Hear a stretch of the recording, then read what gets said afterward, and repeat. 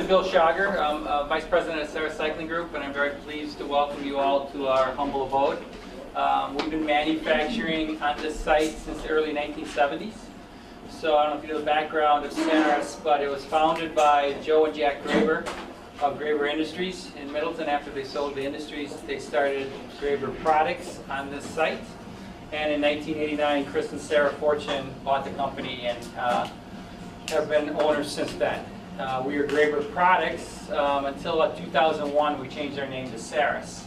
And for those who don't know, Saris is half Sarah and half Chris of Sarah and Chris Fortune, the owners. So if you wonder ever how to pronounce it, that's what it is. And so we have 5 different product lines we make here, and I emphasize make here. We are a manufacturer. Under the Saris brand name, we make bike racks to transport bikes on the back of automobiles, and we make bike parking and storage devices for both recreational consumers and businesses. And under Saris Cyclops brand name, we make performance training products. So we make trainers that go in your house that you put your bicycle on and ride in the winter or in the very hot weather. We make indoor stationary bikes, so you can use our stationary bike to ride. And up above us, we make power measurement devices, which are very high-tech strain gauge devices, which measure how hard you work when you ride a bike or an indoor stationary device. So it's no longer I rode 1 hour or I rode 20 miles per hour. I did X kilojoules of work, and a kilojoule basically equals a calorie. So now you can't cheat. So if you're getting on your indoor device and you're going to do 400 calories of work, it's no longer down there for 20 minutes, it's 400 calories, so you can't cheat. So that's what we do. Again, thank you for all coming. I'm very pleased to welcome Joe to Sarah Cycling Group and all of you, so thank you.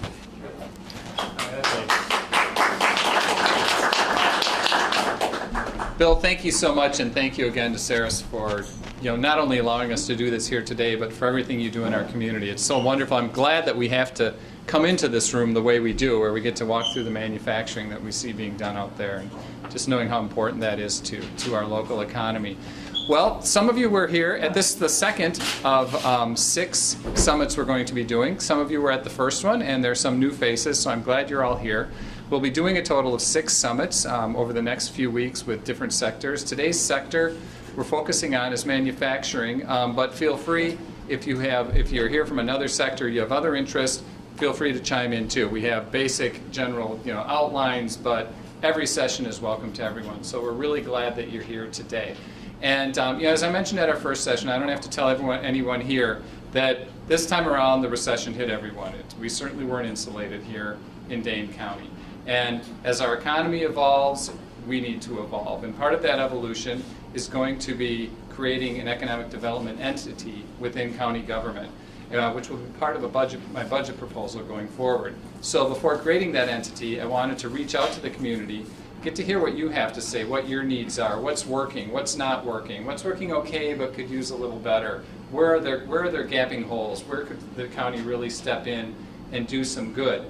And you can think of this both within the confines of the county and outside the box. It doesn't have to be something that Dane County is traditionally involved in necessarily to be a direction this new entity can go in. But bottom line, we're looking to assess your needs and how we can help. And we have Bill Haight today from Magna Publications, who's going to be the facilitator of the event. Bill, thank you so much for being here. We really appreciate it. Having someone else facilitate gives me the opportunity to do even more listening, and I think it's good to have someone else from the business community here getting the information in and leading the discussion, so I'm very happy. And just briefly, we do have a couple of local elected officials who have joined us today who I'd like to recognize. We have Mayor Sean Papp from Fitchburg, Mayor Papp. Supervisor Veldren, who represents this district, County Board Supervisor, and Fitchburg Alder Dorothy Krause. Dorothy, where did you go? There she is, right there. And she was at our first one too, so thanks a lot for your interest in economic development. That said, thank you again for coming. We usually go up to 2 hours because of the weather, because we don't have AC in here today. We might try to do a little more hour and a half. We'll try to keep on focus We don't have to try to keep stretching it just to fit into an amount of time, but if you have something to say, please say it and don't feel constrained by that. So with that, I'll pass it to Bill, and Bill, thank you very much. Okay. And by the way, this isn't a speaker out there. We're taping these so we can have on record so we don't miss anything that anyone says. That's why we're holding these. We could just put it down too if we're going to sit. Is it okay holding them? Does that make any too much noise? Or Whatever is up to you. okay, so you could hold it, or and I should, one more housekeeping detail. When we get to the point where people are going to be giving their feedback, who's going to have the mic today? Do you know? Okay, so there's no mic out there. What we do is we have these sign-in sheets that hopefully most of you signed, and it tells us who you are and if you'd like to speak or not. If you'd like to speak, fill this out and put a yes on it, and we'll call you by this. If you said no and you change your mind, just let us know and we'll let you speak. There's also a survey that goes into more detail that we'd love for you to pick up and fill out and turn in at the end of the day. If you don't get a chance to do that, or you know folks who could not attend one of these meetings, please feel free to ask them to go to prosperitydane.org and fill out one of the surveys there. The more input we get, the better. So thank you again, everyone. Thanks. Okay, thank you. Again, my name is Bill Haight. I'm with Magnum Publications. You probably know me better as the president of In Business Magazine. I am very interested in all kinds of business. I am not a manufacturer myself. I see lots of folks out here that presumably some of you are, and some of you are from other industries. So I will say that it's extremely exciting to see such a vibrant business that we saw as we came in with the products being shipped and all the activity. We certainly need that, and I commend our new county exec for being interested in economic development and wanting to get up to speed on it very quickly in his administration. That's what this is all about, is listening from you so that he can make decisions based on what he hears from you. So without any further ado, if you have filled out one of these little slips, or even if you haven't, we want to hear from you. Okay, the first person that has, I'm just taking these in the order that they're here. We have somebody that would like to speak, and it's a fairly well-known individual, Jonathan Berry from Tyrol Basin. All right, thank you. Should I just speak from here? Yeah. Well, first of all, thank you, Joe, for doing this. A lot of us appreciate that you would do this, and it's kind of nice to be back in a manufacturing plant. I was president of 3 manufacturing companies in my checkered career, but now I'm involved in the tourism industry, and so I hope I can be a little tangential here. I want to talk about 2 things. One is relative to manufacturing and, in fact, youth employment. You know well the issue of unprepared youth in our community and their inability, really, or inaptitude and skill sets and education to move into manufacturing or other jobs. What this town needs, this community needs, I think, in addition to high-quality biotech and technology parks, we need to recognize that the wheels of our economy are probably more driven by steel buildings on the periphery. And what we're lacking is individuals who can take skilled and semi-skilled entry-level positions and, for example, pick, pack, ship, and invoice an order with accuracy. Fresh Start is, we're associated with it. We bring in young people who are all dropouts mostly, issues with criminal justice system and the like. They're all barrier to employment by attitude and lack of skill sets. And we test them immediately. And what we find is young people that are coming out of literally Madison schools, not to mention other schools, but literally Madison schools at age 17, when we test them, are reading at a 3rd and 4th grade level. I think that's immoral on the part of the school district to have pushed these young people along like that. But that's not really the point. The point is that I'd like to see Dane County continue to provide at least a modicum of resources to the number of organizations that are out there, not just Fresh Start. Because the dollars for this disconnected youth population have been drastically cut over the last 2 decades. Every year they've gone down. At the same time, we've got 350 young people on the waiting list, and I want to assure you that these young people are well represented in the crime statistics in our community, and they deserve a shot at being self-sufficient. The second thing I would like to briefly touch on is in my business, I would like to see Dane County review all of your regulations and really look at whether they're adding value. I'll give you an anecdote. The Tyrol Basin's been pretty successful. And in '02, we were required by the township, requested, and for good reason, because we're spilling over to add more parking. So we went to Dane County in the fall of '02 to get our permit for more parking, did our engineering work. It couldn't be done, and took 7 or 8 months. We finally got it done in April of '03, and it was approved to build 3 new parking lots. Well, in this environment, with the kind of rains that we have in Wisconsin, you don't want to be building a parking lot in the country or anywhere until late fall. You want to start in September and get it in and get it seeded down and make sure you don't have erosion. So we came to pull our final permit in August to start building, only to find that Dane County had changed the rules and regulations governing the approval that we had. And our $60,000 worth of environmental engineering and other engineering was essentially, well, it wasn't quite wasted, but it had to be added to. Well, we couldn't get our permits done then, so we didn't build the parking lot again that year. So now 2 years have gone by. The next year we come time to build the parking lots. We verified we had our permit this time. We couldn't afford, because of the additional engineering costs, to build all 3 of the lots going up there, so we only built 2. And we just didn't have the money for the 3rd because of all the money had been gobbled up in environmental engineering that I'm questioning the value of. So this year, we went back this spring to pull our permit to build the 3rd parking lot, which we had graded and done all the work on, only to find that the rules had changed again, even though we had approved for our parking lot. And now we were 987 feet away from a street. So we were within the 1,000-foot shoreline zoning. And so we couldn't build it again. Now the point I'm trying to make is not that we shouldn't be regulated. I think we should. It's not that we shouldn't have good environmental standards. I think we should. But I question the added value of the new rules that Dane County keeps putting on, when 6 miles to the west of me in Iowa County, none of these would apply. And I don't see any big problems there. I think there should be good standards, clear standards, and the rules shouldn't change. Thank you. Thanks, John. Thanks, Jonathan. There's a couple themes there starting to be brought up. One obviously is training, and the other being this idea of regulations and consistency of regulations and value-added regulations. Sean, as the mayor of Fitchburg, could you give us an update on economic development in Fitchburg? Sure. Well, Joe, welcome. Thank you. I'm honored that Joe decided to kick this announcement off in Fitchburg last week at a great business of ours, Roman Candle. Pizza is very good, as you know, Joe. I think Fitchburg is poised, Joe, to really take advantage of what we have in Dane County. I think many people outstate think Dane County isn't a place where you can do business. You can. We have high standards in Fitchburg. We want good environmental protection. We want quality workforce, but we also want people to have good jobs.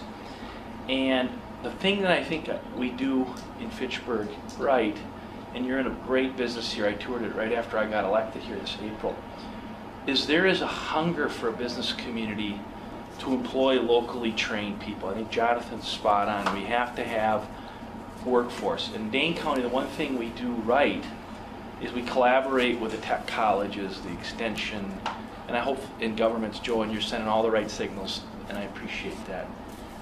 But I guess what I ask is that we don't look at all growth as bad. We gotta get out of that box of you're pro-developer, you're anti-developer. I'm an environmentalist. I'm a conservationist.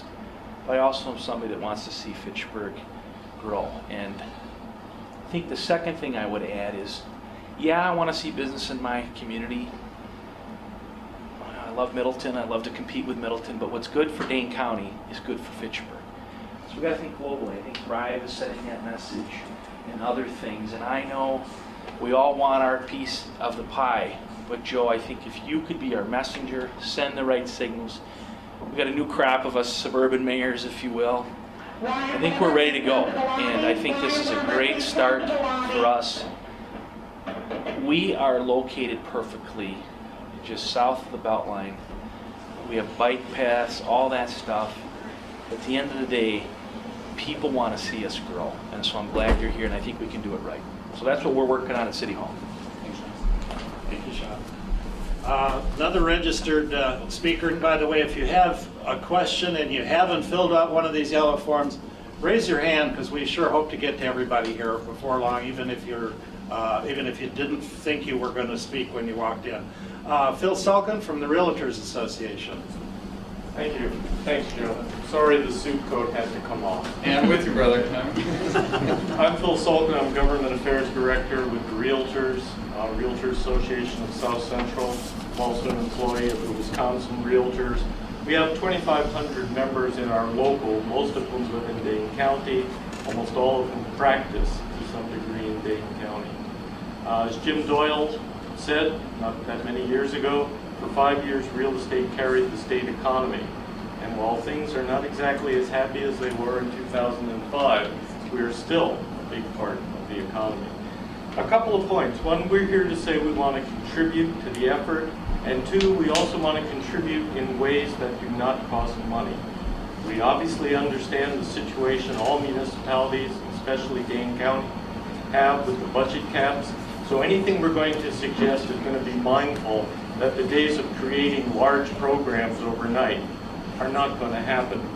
The first thing we're going to suggest is that not just the realtors, but the housing industry, that's our sector, meet quarterly with either the county executive, who is probably too busy, or with Josh, or with other staff members. Here's the reason. Quarterly, I think you need to know where we are, where the numbers are, where the trends are, what we see coming in the future. We also need to hear from you. What are your objectives? What pieces of legislation do you think you'd like to see move forward? And preferably hear about them before they become resolution, before they become ordinance, and we read about them in the paper. There are times where we may just say, now is probably not a great time to over-regulate real estate for this reason. Or say, as the real estate market recovers, we see more potential for other programs. Also, we would note that we are a very large and deep source of data on housing. We offer that to the county. When you need that kind of info, when you need the historical track going back 15, 20 years, call us. We're there. Second thing, we would suggest that the county review its ordinances, and I think Jonathan said that, but you might look at the Waukesha County model. Waukesha has a committee that does nothing but review ordinances. And essentially they look at them and say, well, this ordinance was fine during the War of 1812. It doesn't have much relevance now. It is always good to keep that process moving. Third thing is to consider your policies not for the now, but for 3 years, 5 years, and 10 years. In the development process, in the manufacturing process, I used to be a mayor, as Sean is now. Things are not occurring in the next 6 months. When Epic came to Verona, that was a very fast process that only took several years. But communities in the county have to take the long view. Real estate is not too good right now, certainly so. But we see the tracking trends. Where's it going to be in a year? Where's it going to be in 2 years? Where's it going to be in 3 years? We would encourage the county to take that view. Next one, and I'm going to send these all in a letter, is when comp planning was passed in 1999, the Wisconsin Land Council was formed, and I was one of the original commissioners. One of the first things we did was ask all of the agencies to talk about economic development. How do you interact with economic development? The DOT, for example, has control of platting in certain situations. They're looking for the certain widths in roads. The DNR, obviously, NR 115, NR 151, has a great deal to do with economic development. And we simply said, can you put down what you do? And then what we did was we sat down and looked at all these agencies and said, are you pulling together for economic development? Or is DNR heading this way, DOT's heading this way, and essentially you're contradicting each other. Can we have, to the degree possible, a unified message? And we would encourage the county to do that. Bring in your managers. Say, what are you doing? Last but not least, we would encourage, as you go forward to creating new committees and reviewing old ones, bring in people from the business community. not just planners, although I have great respect for planners, but in my original life, I was a college professor. And for now 35 years, I've owned my own business. It was an education all in of itself. So we encourage you, again, when you look at the county committee, who's on it? What's their business experience? What perspective are they going to bring in? Are they nonprofits? Well, that's important. That's an important voice in Dane County. But are they also representing the for-profit? Are they job developers? Bring their voices in a more institutionalized manner. Joe, thank you very much for this. Appreciate it. Thank you, Phil. I'd like to call on Robert Rushline. Would you maybe like to introduce your organization? Or? Yeah, Bob Rushline, realeconomy.com is my website, and what I wanted to educate you about today is the relationship between military spending and manufacturing, because these two compete for the same resources, but one has a product and one does not. And that lack of product shows up in a whole lot of statistics that I've been working on for a quarter century since I started finding that this was a clear-cut issue economically. It was not expressed in the mainstream news, not expressed in the Sunday news shows, and where they say World War II brought us out of the Great Depression. And I see from 41 to 46 a collapse in the economy that matches the rise in the military burden, exactly, and 97% anyhow. And so what I'm looking at is manufacturing, and you can see it state by state. You can see it over time. When there are military buildups, it all usually ruins the manufacturing sector. And it's why, because of these inputs, the manufacturing and looks like the military spending look very similar in terms of the ingredients that go into them. And manufacturing, I say anybody who makes a product. So that's agriculture and construction as well, for instance, and mining, or if you're drilling for oil or something like that. Anybody who comes up with a product, and well, you know, share it so other people can see. Yeah. So the inputs. So the inputs are like capital, very heavy on capital, and when you do international comparisons between military spending and capital output over long-term G7 economies, you find that the military spending depresses capital investment almost dollar for dollar. So it's down to 17% of GNP for the U.S. and maybe 20% for other countries. It's largely because of the difference in military spending. And scientists and engineers, the creators of new ideas and implementers of new ideas in the economy, they're making military aircraft and aircraft carriers. Nobody wants one in their backyard. It's not useful as a civilian product. It's deadweight capital. It's lost capital. Physical and technical, the blue-collar workforce, the great many of people, machinists and stuff like that.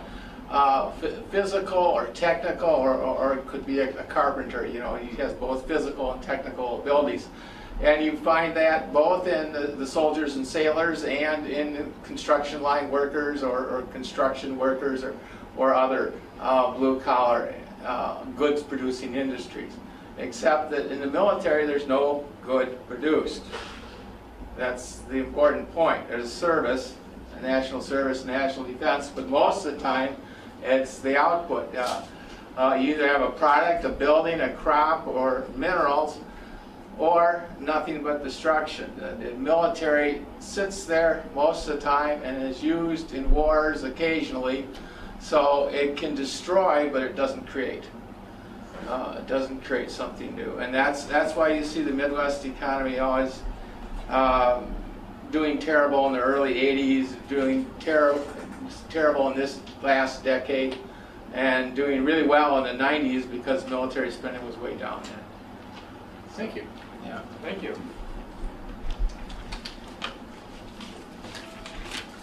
Don Severson,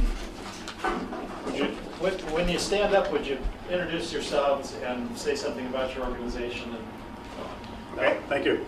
I'm Don Severson. I am representing the Dane County Council of Public Affairs, which is a non-county entity, a nonprofit private organization, and also Active Citizens for Education, which is a watchdog and a think tank of the Madison School District. Thank you very much, Mr. Parisi, for doing this, and hope that this kind of dialogue and interaction will continue during the course of your tenure as county executive. I'd first like to speak a little bit to economic development. This is, I think, of the highest priority, along with public safety and meeting the needs of the needy people and so on. Economic development is something that we believe you should take very personally. We need leadership. We need collaboration. It's a process. It's an attitude. And it's something that I think can really only emanate from the county exec's office. We would suggest against organizing a separate entity, a separate department, or so on. It ought to be considered as an office in your office, and something that you would take personal responsibility for. You would be the spokesman. The public, business, and so on really wants to deal with the top guy, and you're in a position where you can project that attitude, that interest, that commitment to what it may take in order to get businesses to come in here, to get current businesses to expand and improve, and so on. So you have a legislative arm to deal with, the County Board of Supervisors. You have a committee on economic development.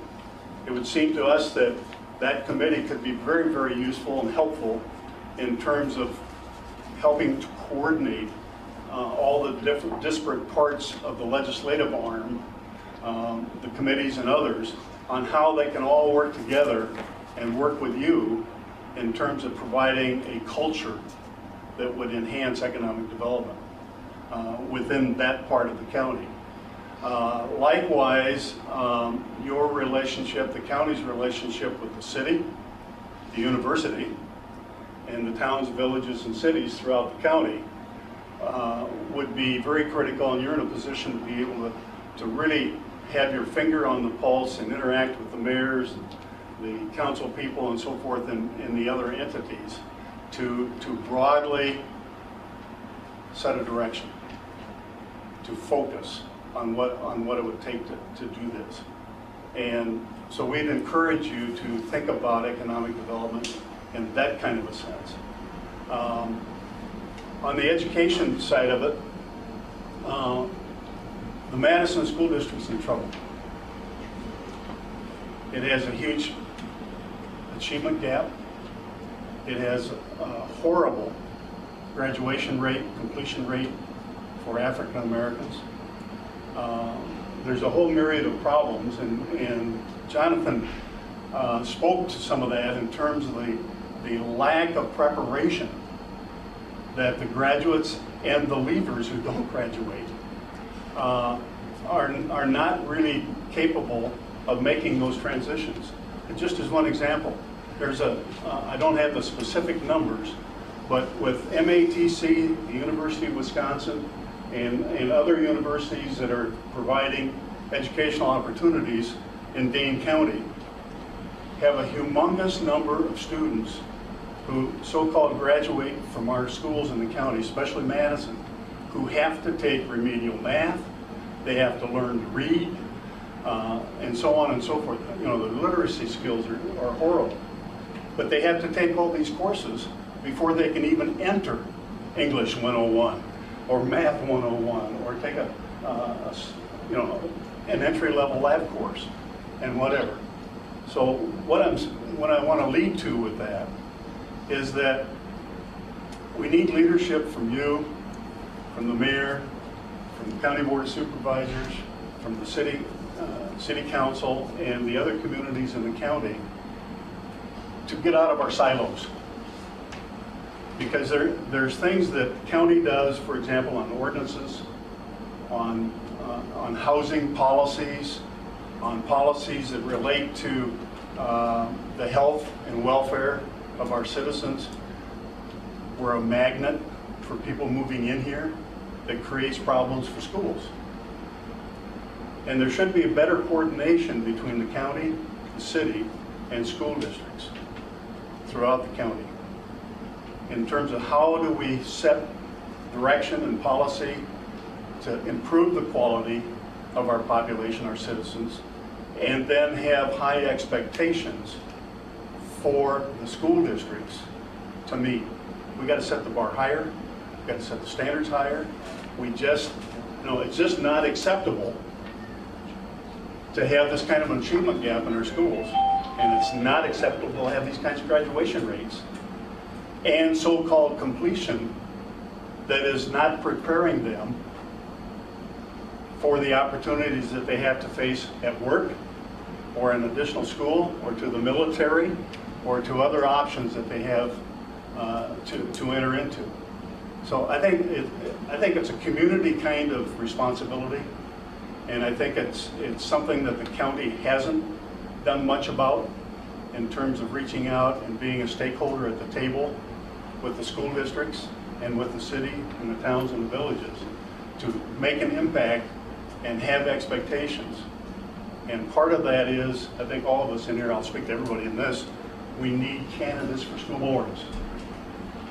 We can't afford not to have the debate and the dialogue in our communities about what policy will help improve our schools.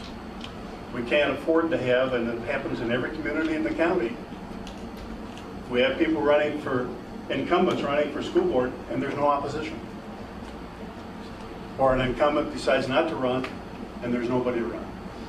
We can't afford to do that. And Joe, I think you can help provide some important leadership in helping with that.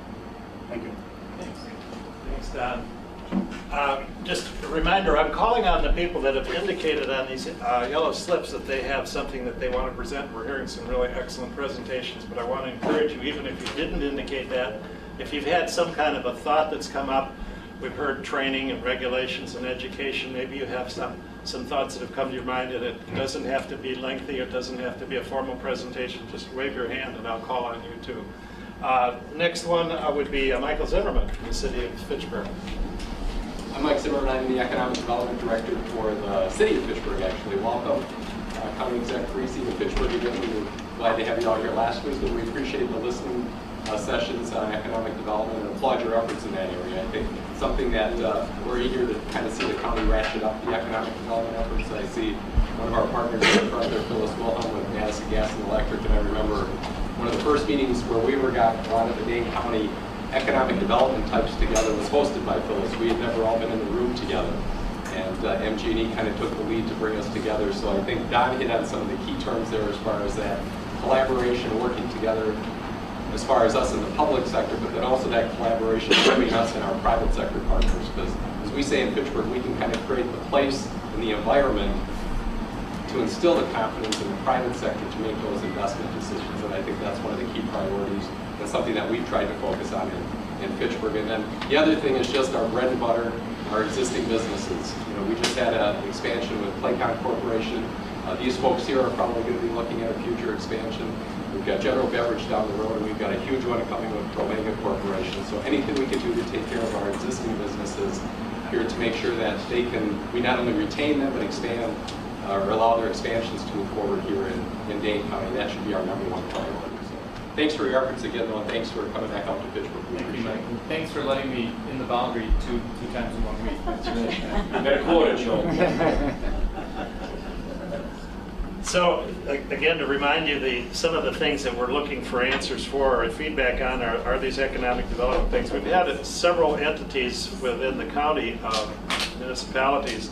One of the questions is, what potential role could a new Dane County Economic Development Coordinator play to better coordinate economic developments within sectors, within some of the existing. Does anybody have any thoughts on that? Any of you?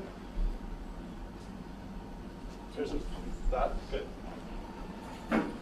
You're a city alderperson. Correct. Dorothy Krause, Fitchburg City Alder. This is my district. The mantra that I'm kind of coming around to, I'm finding in business, the relatively well-off people are sort of somewhat taken care of, but there's that whole undercurrent of chronically unemployed people living in poverty. When it comes to education, I completely agree with these guys. We need to find ways to not give them stuff, but to help them out of the hole that they're in. And to me, that means like creating as many $12 to $15 an hour jobs as we possibly can, because people just up the road in Ally Drive, $12 to $15 an hour job is a living wage.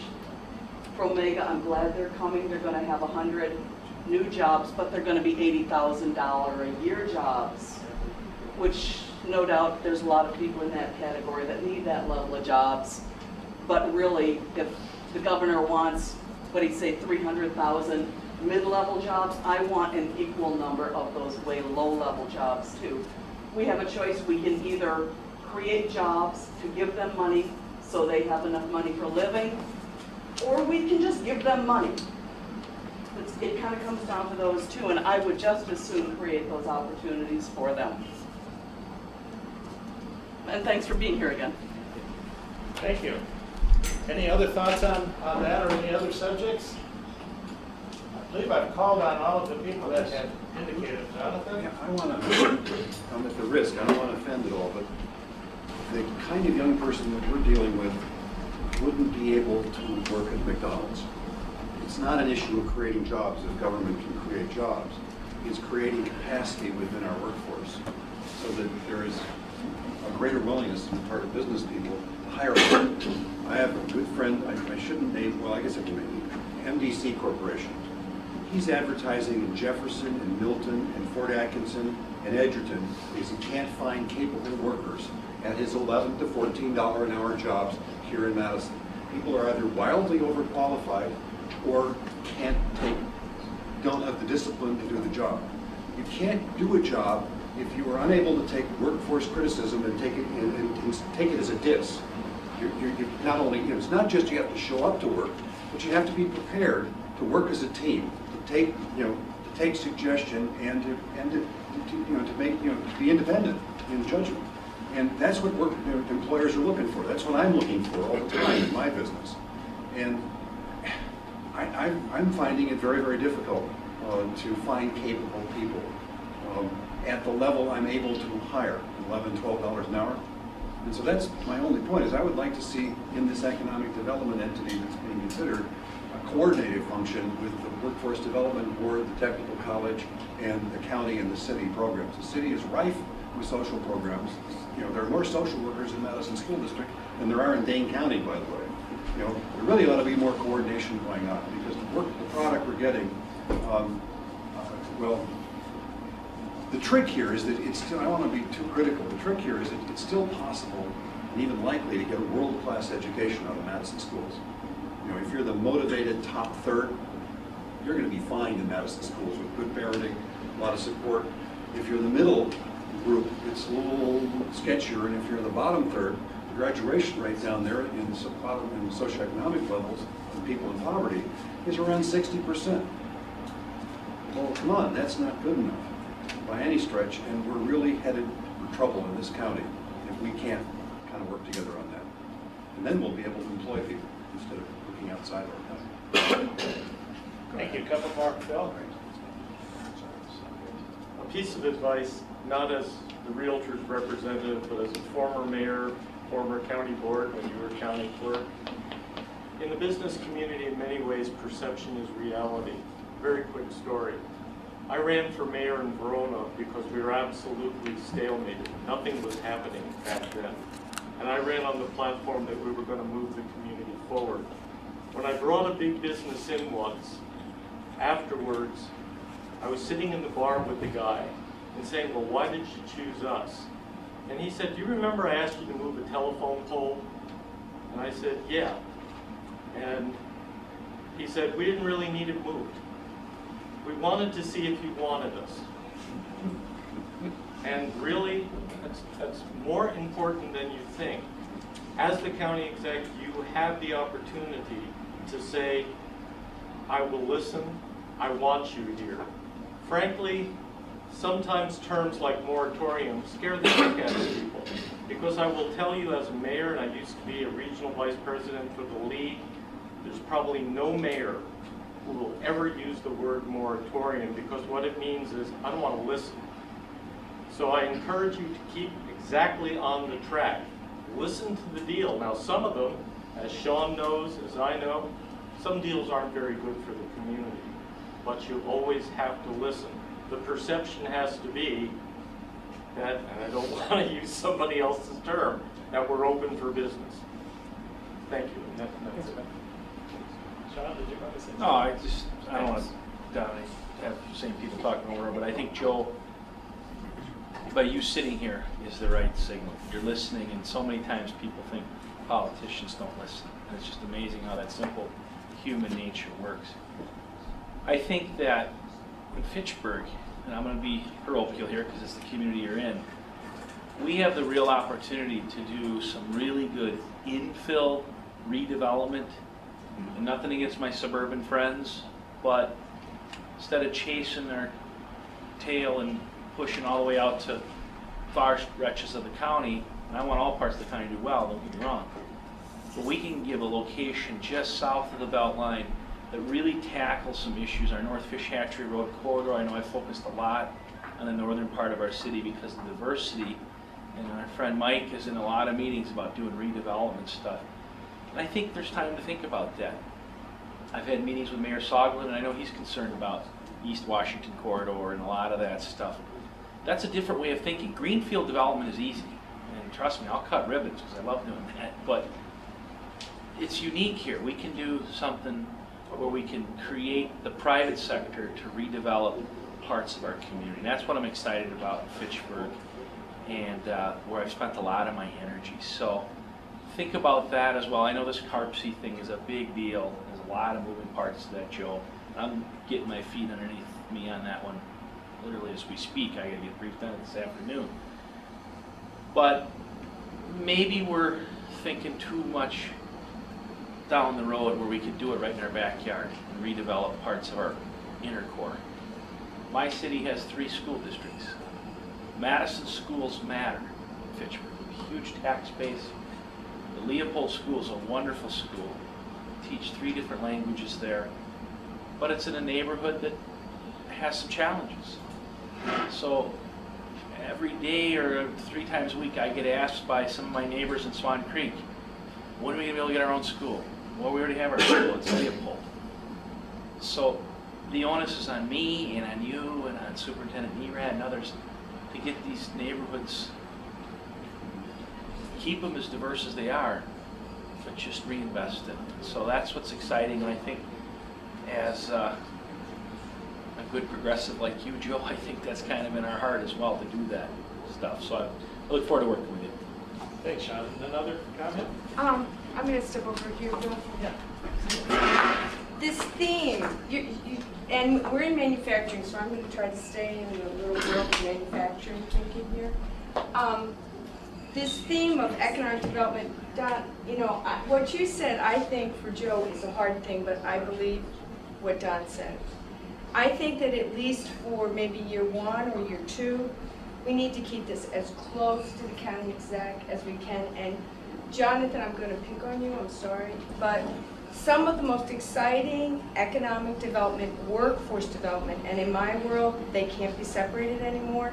Some of the most aggressive and productive work we did was when Jonathan Berry was county exec.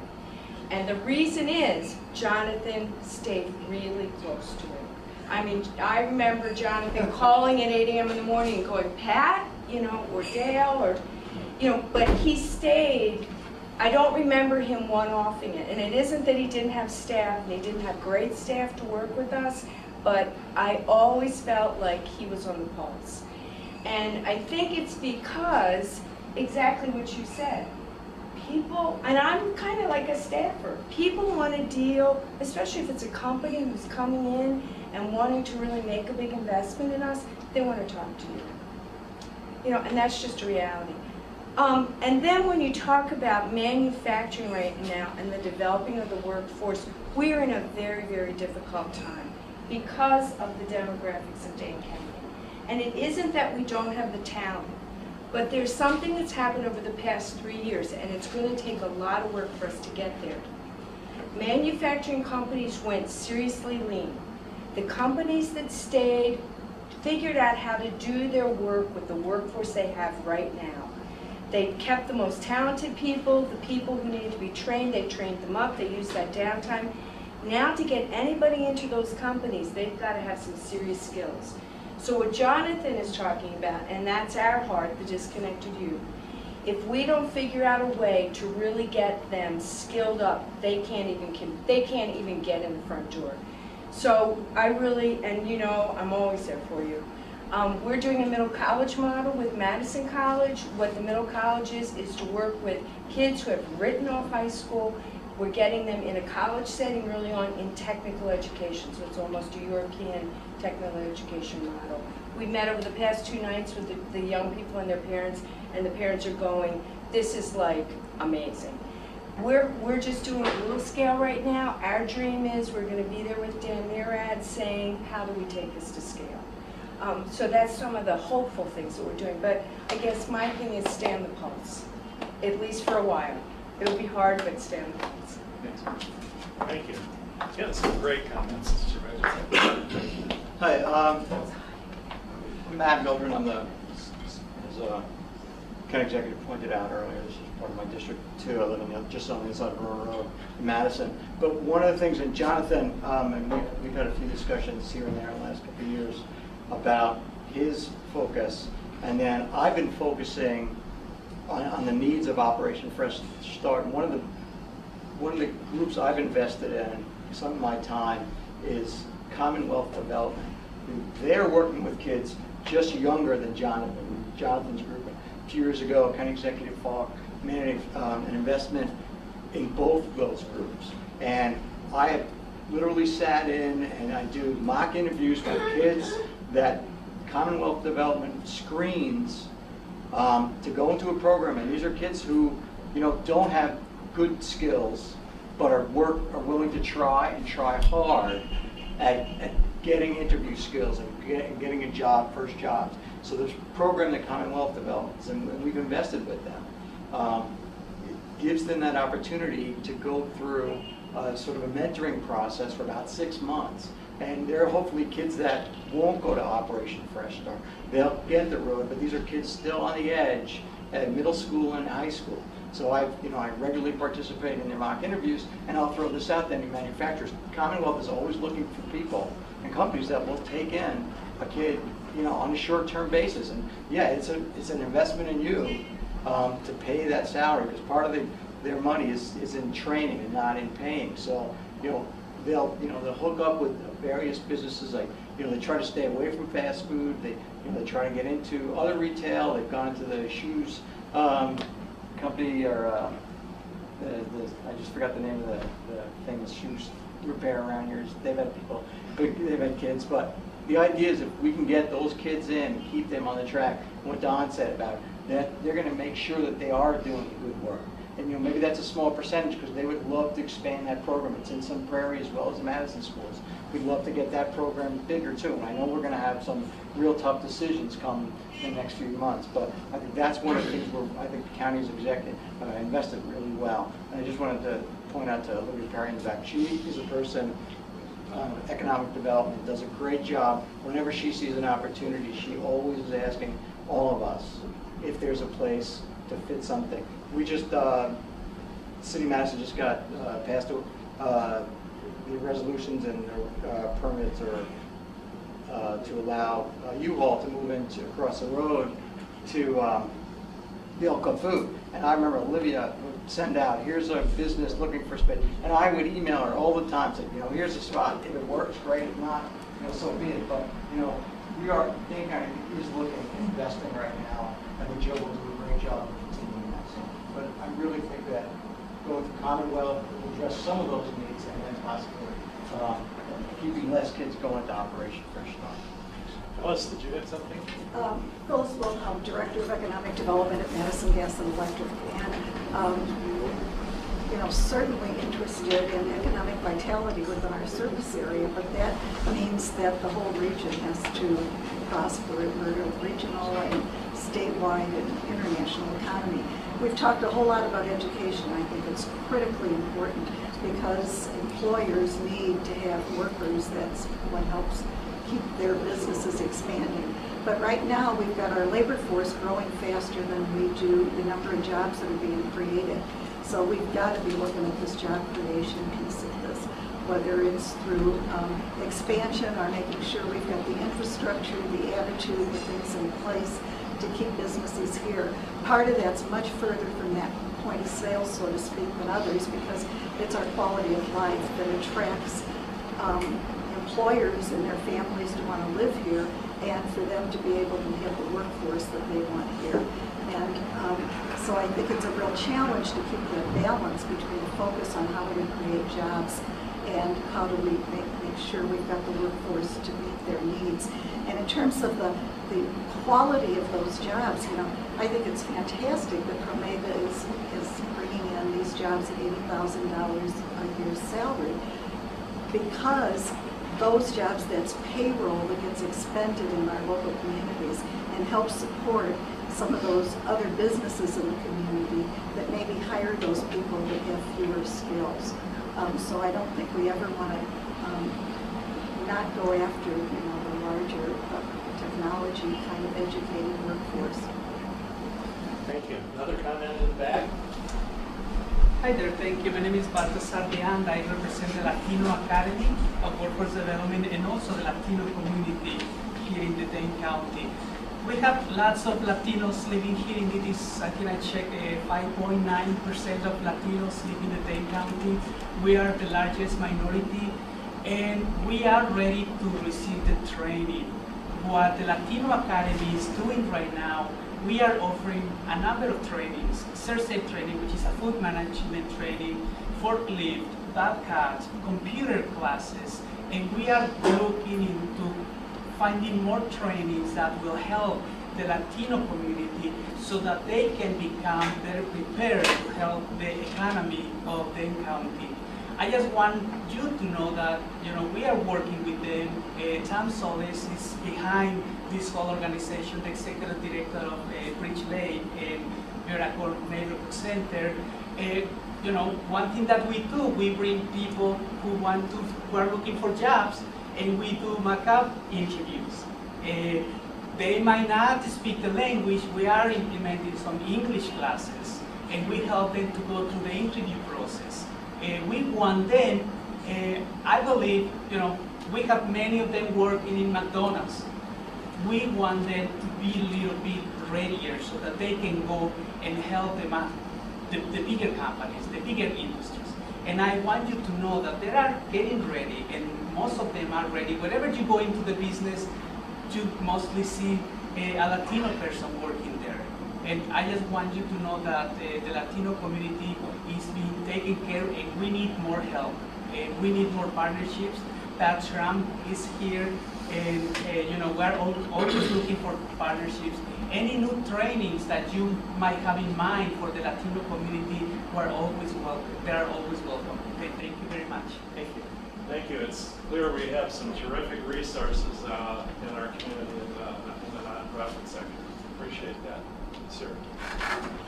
Yeah, my name is Dave Glomp. I am here representing myself, but I wanted to discuss something that is the cornerstone of any economic development, and that's good transportation. Ironically, we're here on Tacoma Road, where there's a plan to make that an 8-lane highway. I've sat on committees, state committees that have been looking at the expansion of Verona Road, the expansion of the Beltline, where it intersects Verona Road. And what I'd like to say is, Joe, you have a real opportunity to take a look at whether this is the best solution versus a bypass. The previous county executive did not believe that we needed a bypass. She also has dragged her feet, or she did drag her feet, as it relates to the North Mendota Parkway. In order to attract business, you have to have a good transportation network.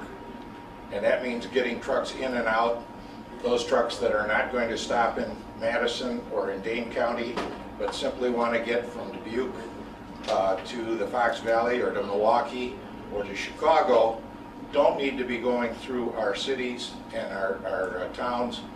We need a bypass on the north side, on the south side. It's the key to good economic development. I have said to the state people, and I know you are one of those people who knows how the state legislature works and how slow the process is, but we aren't past the tipping point where we can't go back to the legislature and say, is there a way for this area to have some of those bypasses in order to get those trucks and big vehicles that are not going to be coming into our community or into the communities around here where economic development is happening, but are simply passing through out of the corridor. Any of you have been on the Beltline in the last couple of days with the pavement buckling and what have you? Once that happens, we've got gridlock. And so I'm asking you to keep an open mind regarding the transportation issues that revolve around economic development. Thank you. Thank you. Thank you.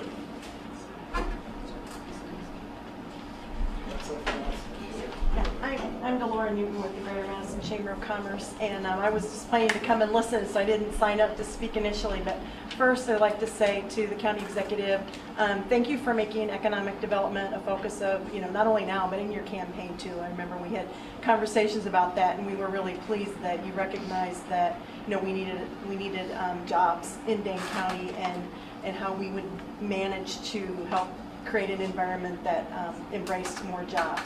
I think everybody who's shared today has shared some really good ideas, and it's kind of crystallizing in my head in a certain way that I thought I would share, and maybe you'll find it helpful, is that people talked about you needing to be the focus and you being the spokesperson, and I agree with that. I think that's important.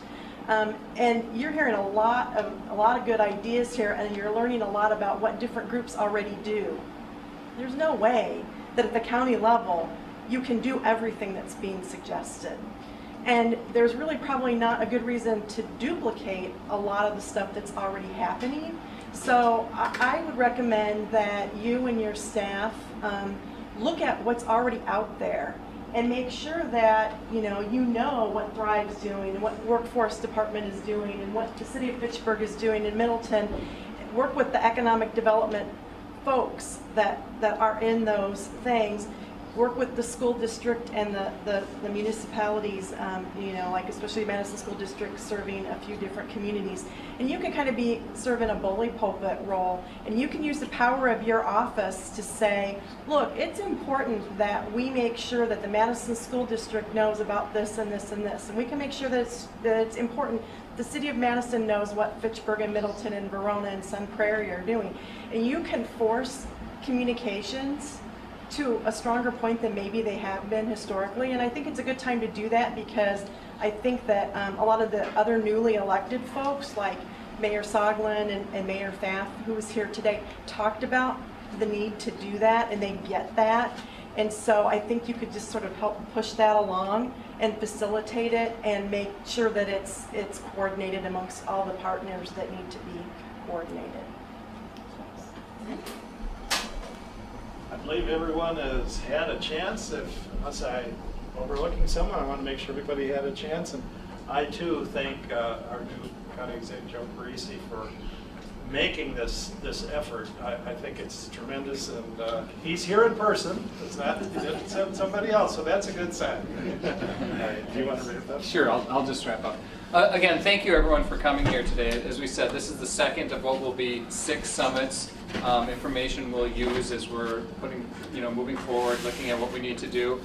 This was informational. I heard some new things, and fortunately, what I was hoping for over this time, I'm starting to hear some common themes, that we heard in the last summit. So to me, that signals initial success. We're hearing some common themes, and we're hearing some new ideas, and we're taking notes. We're gathering information. Again, what we want to figure out is what's already working that we don't need to put our fingers on. What's working okay, but maybe could use a little help. What's not working? What potential role can the county government play in helping move forward with economic development? And every one of these sessions, we identify new things. Jonathan, I really appreciate your comments on the population you work with, the young people, and I think this is another area. This is one of those areas that's not working for us. And my friend Jerome is back there. Jerome works with recently released people who have been incarcerated. And talk about a chronically unemployed population for a number of reasons. There's the skills, there's a number of barriers, there's problems finding housing. So as you see, when you come back to talk about wherever it started, from breaking down silos and getting people together to find out where are our common challenges, and obviously no one of us can address those challenges. But the more we can come together and work together and identify those problems, the better we're going to be. So thank you all again for being part of this today, and you're welcome, either you or if you know other people who couldn't make it today who would like to come to another session. The next one's Thursday. Where is that one, Casey? Thursday at Meridian, just right off the Beltline. Okay, and the theme of that is going to be the green economy. If you're interested in that, come on out. But again, if it's not a green economy issue you have and you want, and that's a good place for you to come and have your input, feel free. Again, we have our prosperitydane.org website. Get a hold of us there. And let's keep working on this. Thank you again, everyone. Thank you.